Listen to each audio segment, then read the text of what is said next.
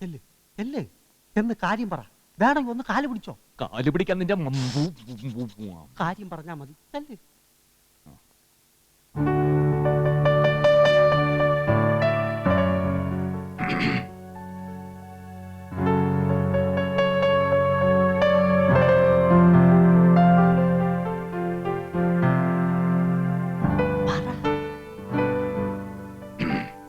കൊച്ചുതമ്പുരാട്ടി ക്ഷമിക്കണം. അപ്പോഴത്തെ ഒരു ശോഭത്തിന് ഞാൻ എന്തൊക്കെയോ പറഞ്ഞുപോയി. കോലത്തൊരു കുട്ടിയോട് വെറും ഒരു ആനപ്പണിക്കാരനായ ഞാൻ അങ്ങനെയൊന്നും പറയാൻ പാടില്ലായിരുന്നു. അലോഹ്യൊന്നും തോന്നരുത്, എന്നോട് പൊറുക്കണം. കടന്നു പോടോ അവിടുന്ന്. ലോഹ്യം കൂടാൻ വന്നിരിക്കുന്നു. അതിന് തിരുമംഗലം കോലത്ത് തമ്പ്രാട്ടിക്കുട്ടി ഒന്നുകൂടെ ജനിക്കണം. വിളിച്ചു കയറ്റിയപ്പോ കയറിപ്പോയത്രേ. സിംഹാസനത്തിൽ കയറി ഞെളിഞ്ഞിരുന്നപ്പോഴും അമൃതത്ത് കഴിച്ചപ്പോഴും താൻ അറിഞ്ഞില്ലേടോ അബദ്ധായിന്ന്. കണ്ണി കണ്ട തെണ്ടികളെയൊക്കെ അറയ്ക്കകത്ത് എഴുന്നള്ളിച്ചിരുത്തി സൽക്കരിക്കുന്നതല്ല കോലത്തെ പാരമ്പര്യം. അവളുടെ ഒരു പാരമ്പര്യം. ഏത് തെണ്ടി കയറി വന്നാലും ഉടുത്തൊരുക്കിയത് എന്നെ കെട്ടിക്കോന്ന് പറഞ്ഞ് നിൽക്കുന്നതാണല്ലോ നിന്റെയൊക്കെ പാരമ്പര്യം. പോടി ഇവിടുന്ന്. അറയ്ക്കകത്ത് കയറി ഞെളിഞ്ഞിരിക്കാൻ തന്നെയാണ് വന്നത്. നിന്റെ കല്യാണം മുടങ്ങിയതിന്റെ അരിശമല്ലേ നീ തീർക്കുന്നത്? എങ്കിൽ കേട്ടോ, കല്യാണമേ നടക്കാതെ പല്ലും കൊഴിഞ്ഞ് മൂത്ത് നരച്ച് വളഞ്ഞ് കുറുകി നീ ഇതിനകത്ത് കിടന്ന് പണ്ടോടങ്ങി പോട്ടെ. ഓടി പൂച്ചക്കല്ലേ ഇവിടുന്ന്. എന്നെ നാണം കെടുത്തിയപ്പോ സമാധാനമായില്ലടാ നിനക്ക്. നീ പറഞ്ഞിട്ടല്ലടാ പൂതനയോട് ഞാൻ മാപ്പ് പറയാൻ പോയത്. നീ എന്താ പറഞ്ഞത്? മനസ്സലിവുള്ള മറ്റൊരു മുഖം അവൾക്കുണ്ടെന്ന്. കണ്ടടാ, കണ്ടു. അവളുടെ യഥാർത്ഥ മുഖം ഞാനിപ്പോ കണ്ടു. അതിനിപ്പോ ഇവിടെ ഒന്നും സംഭവിച്ചില്ലല്ലോ. പെട്ടെന്നുള്ള ദേശത്ത് കൊച്ചുതമ്പുരാട്ടി ഒന്ന് കയർത്തു, അത്രയല്ലേ ഉള്ളൂ. അതിപ്പോ നമ്മൾ കണ്ടില്ലാന്ന് വെച്ചാ പോരെ. ഏതായാലും മാപ്പ് പറയാൻ പറ്റില്ല. അതിന് വലിയ ഭാഗ്യം. അവളുടെ കരണക്കുറ്റിക്കിട്ട് പൊട്ടിക്കണമെന്ന് ഞാൻ കരുതിയതാ. എന്തായാലും ഇവിടുന്ന് പോകുന്നതിന് മുമ്പ് അത് വേണ്ടി വന്നേക്കും. വിഷ്ണു കിട്ടിയടാ, കിട്ടി. താന്നി പേരും കാട്ടുതിപ്പല്ലിയും സമം ചേർത്ത് കടുക്ക വെള്ളത്തിൽ തേൻ ചേർത്ത് താന്നി പേരും കാട്ടുതിപ്പല്ലിയും എല്ലാ കാര്യങ്ങളും തമ്പുരാനോട് തുറന്നു പറഞ്ഞിട്ട് ഞാൻ ഇവിടെ ഇറങ്ങി പോകാൻ പോവാ. അതേടാ, പുറത്തുള്ള ആന കല്യാണിയൊക്കെ കുഴപ്പമാ, അകത്തുള്ള കാലി കല്യാണി. രണ്ടിന്റെ ഇടയിൽ കിടന്ന് നമ്മൾ നട്ടം തിരിയും. ഒന്ന് പതുക്കെ പറ. തമ്പുരാൻ കേട്ട തല പോവും. തമ്പുരാൻ കേട്ട തല പോവാൻ പോകുന്ന നിന്റെയാ. എങ്കിൽ ഞാൻ ഇനി ഒരു സത്യം തുറന്നു പറയാൻ പോവാ. ഞങ്ങളുടെ ആനവൈദ്യന്മാരെയല്ല. അതേടാ, ഞാൻ ആനവൈദ്യൻ വേലായുധനാശാന്റെ മകനുമല്ല. എനിക്ക് ആനപ്പണി അറിയൂല. ഇതെല്ലാം ഞാൻ ഇവരും കൂടി കളിച്ചൊരു നാടകമായിരുന്നു. എങ്ങനെയെങ്കിലും 10 കാശുണ്ടാക്കാൻ ബുദ്ധിപൂർവ്വം കളിച്ചൊരു നാടകം.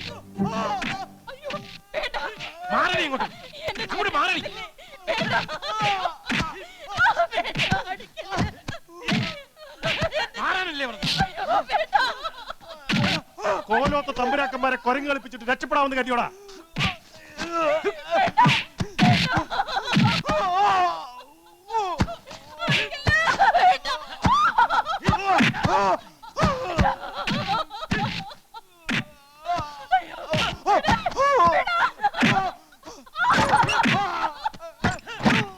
ഇതെന്താ?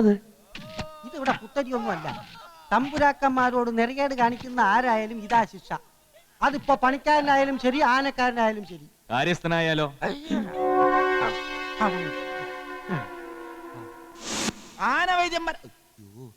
ആനവൈദ്യന്മാരല്ലാത്ത ഞങ്ങളെ ആനക്കാരുടെ വേഷം കെട്ടിച്ച് ഇവിടെ കൊണ്ടുവന്ന കാര്യസ്ഥന്റെ കള്ളത്തരം അറിയുമ്പോ അതുപോലെ ഒരു കാഴ്ച കാണാം. ഇല്ല കുട്ടിശങ്കര? കുട്ടിശങ്കര, അങ്ങനെ ഉണ്ടായാലുള്ള കാര്യമല്ലേ പറഞ്ഞത്. അപ്പൊ അങ്ങനെ ഉണ്ടാകാതെ നോക്കേണ്ടത് കുട്ടിശങ്കരന്റെ കടമയല്ലേ? അതിനുള്ള ഏകമാർഗം ഞങ്ങളെ ഇവിടെ നിന്ന് രക്ഷപ്പെടുത്തി തരിക എന്നുള്ളതാ. എന്താ? പരമദ്രോഹികളെ, എന്നോട് ഈ ചതി വേണ്ടായിരുന്നു. 2 കുട്ടികളും ഒരു കെട്ടിയോളും ഉള്ളവനാ ഞാൻ. പറക്കമുറ്റാത്ത പിഞ്ചു കൊച്ചുങ്ങൾക്ക് തന്തയില്ലാതെ ആക്കിട്ടാ നീക്ക് അടങ്ങൂല്ലേ? ആ തന്ത ഒരു 100 വർഷമെങ്കിലും ജീവിച്ചിരിക്കാൻ വേണ്ടിട്ടാണ് പന്ന എരപ്പാളി. ഞങ്ങൾ ആനവൈദ്യന്മാരെല്ലാം അറിഞ്ഞ ആ നിമിഷം തമ്പുരാക്കന്മാർ നിന്നെ കൊല്ലും. ഞങ്ങൾക്ക് രക്ഷപ്പെടാനുള്ള വഴി പറഞ്ഞു തന്നില്ലെങ്കിൽ ആ നിമിഷം നിന്നെ ഞങ്ങൾ കൊല്ലും. പറയണം. സംസാരിക്കുന്നുണ്ട്. എങ്ങനെ രക്ഷപ്പെടുത്തും? അങ്ങോട്ട് പോയ പണിക്കാര്, ഇങ്ങോട്ട് പോയ കുശിനിക്കാര്, നേരെ പോയ തമ്പുരാക്കന്മാര്, ഇതിലേ പോയ വാതിലും ഇല്ല. പിന്നെ എങ്ങനെ? കിട്ടിപ്പോയി. ഒരു വഴിയുണ്ട്. പക്ഷെ ജീവൻ പണയം വെച്ച് വേണം മുമ്പോട്ട് നീങ്ങാൻ. കോവിലകത്തിന് പുറത്തുകൂടെ രക്ഷപ്പെടുന്ന കാര്യം ചിന്തിക്കേ വേണ്ട. അപ്പൊ പിന്നെ ഏകമാർഗം കോവിലകത്തിന്റെ അകത്തുകൂടെയാണ്. അതായത് പിറകുവശത്തെ പത്തായപ്പുര കടന്ന് അടുക്കള വഴി ബാല്യക്കാരുടെ കണ്ണു വെട്ടിച്ചകത്ത് കിടന്നാൽ അങ്കണത്തിനടുത്തുള്ള കൊച്ചിയമ്പുരാട്ടിയുടെ മുറിയാണ്. അതിനടുത്തുള്ള ഇടനാഴിയിലൂടെ നടന്നാൽ കുളപ്പുരയിൽ തമ്പുരാട്ടിമാർ മാത്രം കുളിക്കുന്ന കുളം. പുരുഷന്മാരങ്ങോട്ട് പോവാറേ ഇല്ല. പോയാൽ അവന്റെ തലയും കാണും. ഇരുട്ട് വീണാൽ പിന്നെ കുളവും കുളപ്പുരയും ശാന്തമാണ്. അവിടം വരെ എത്താൻ കഴിഞ്ഞാൽ രക്ഷപ്പെടും. കുളപ്പുരയുടെ കൽപ്പടവിനോട് ചേർന്നുള്ള മതിൽക്കെട്ട് ചാടിക്കടന്നാൽ പിന്നെ പുറം ലോകത്തായി.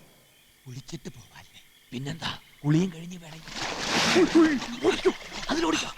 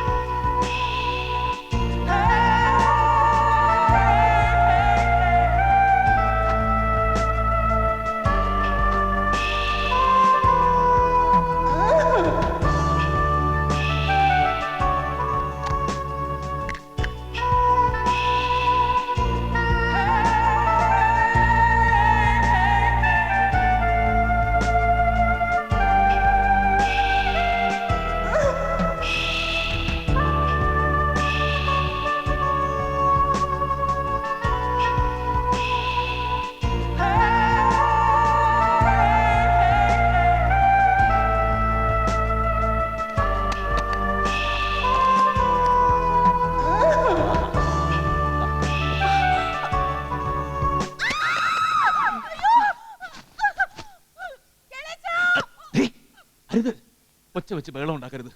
അറിഞ്ഞുകൊണ്ട് കയറിയതല്ല, അറിയാതെ ഇതിനകത്ത് പെട്ടുപോയതാ. വേണ്ടെന്നല്ലേ പറഞ്ഞത്? വെറുതെ കുഴപ്പമുണ്ടാക്കണ്ട. ഞാൻ പറയുന്നത് കേട്ടില്ലെങ്കിൽ നഷ്ടപ്പെടുന്നത് നിനക്കായിരിക്കും. നീ എന്ത് പറഞ്ഞാലും ഇവിടുത്തെ തമ്പുരാക്കന്മാരത് വിശ്വസിക്കും. അവരെന്റെ കയ്യും കാലും തല്ലി ഒടിക്കായിരിക്കും. പക്ഷെ രക്ഷപ്പെട്ട് ഞാൻ പുറത്തു പോയാ പിന്നെ നിനക്ക് ഈ കോവിലകം വിട്ട് പുറത്തിറങ്ങാൻ കഴിയാത്ത വിധം നാറ്റിക്കും തന്നെയാണ്. കോവിലകത്തെ കൊച്ചു തമ്പുരാട്ടിയുടെ കിടക്കമുറിയിലേക്ക് ആനക്കാരനെ കയറ്റി സൽക്കരിച്ച കഥ നാട്ടിൽ മുഴുവൻ പാട്ടാവും. തമ്പുരാട്ടിക്കുട്ടിയുടെ ശരീരശാസ്ത്രം നാട്ടുകാർ മുഴുവൻ പാടി നടക്കും. പിന്നെ ഞാനെന്ന് പറഞ്ഞ പോലെ പള്ളിക്കെട്ട് നടക്കാതെ മൂത്ത് നരച്ചതിനകത്ത് ഇരിക്കേണ്ടി വരും നിനക്ക്. ഇപ്പൊ നിനക്ക് മനസ്സിലായില്ലേ? തമ്പുരാട്ടിയല്ല, ഏത് മഹാറാണിയായാലും അടക്കി നിർത്താൻ ഒരു പുരുഷന് ഇത്രയൊക്കെ മതിയെന്ന്. വേണമെങ്കിൽ ഒന്നുകൂടെ പറയാം, ഞാൻ ആനക്കാരനുമല്ല, ഒരു പുല്ലുമല്ലടി. ആനക്കാരന്റെ വേഷം കെട്ടി വന്നതാ. അതാ കാര്യസ്ഥം കുട്ടിശങ്കരനും അറിയാം. ഇന്ന് രാത്രി ഞങ്ങൾ ഇവിടുന്ന് രക്ഷപ്പെട്ട് പുറത്തു പോവാ. ഞാൻ കോവിലകം വിട്ട് പോകുന്നത് വരെ ഈ വിവരം പുറത്താരെങ്കിലും അറിഞ്ഞ നിന്റെ ശരീരശാസ്ത്രം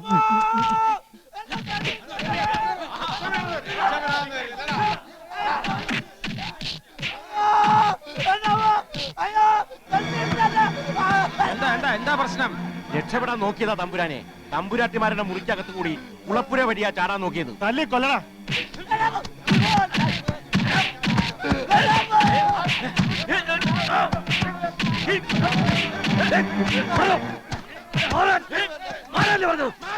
പൊട്ടുപോരുത്.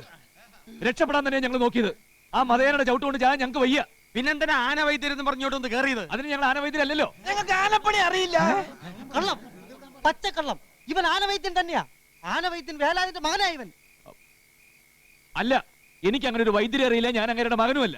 നോണ, ഇത് വിശ്വസിക്കരുത്. ആനവൈദ്യനല്ല അല്ലേ? എന്റെ മുഖത്ത് നോക്കി പറ.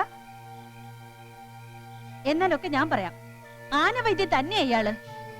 പൊന്നിയും കോവിലകത്ത് ഒരു കൊമ്പനെ ചികിത്സിക്കാൻ ഏറ്റുപോയെന്നും ഇന്ന് തന്നെ പോയില്ലെങ്കിൽ അവിടെ കുഴപ്പമാകുമെന്നും രാത്രി കുളപ്പുര വഴി രക്ഷപ്പെടാവുന്നും ഒക്കെ അടക്കം പറയുന്നത് ഞാൻ കേട്ടതാ. അല്ലെന്ന് പറയാൻ പറ്റുമോ? അപ്പൊ ചതിന്ന് മാത്രമല്ല, തിരുമംഗലംകാരുടെ ആജന്മ ശത്രുക്കളായ പൊന്നിയങ്കോലത്തുകാരോടാ കൂറ്. കൊണ്ടുപോയി പൂട്ടിയിടാ രണ്ടിനെയും. ഇനി കല്യാണിയുടെ ദീനം ഭേദമായാലും ഇവന്മാർ ഇവിടുന്ന് പോകുന്നില്ല.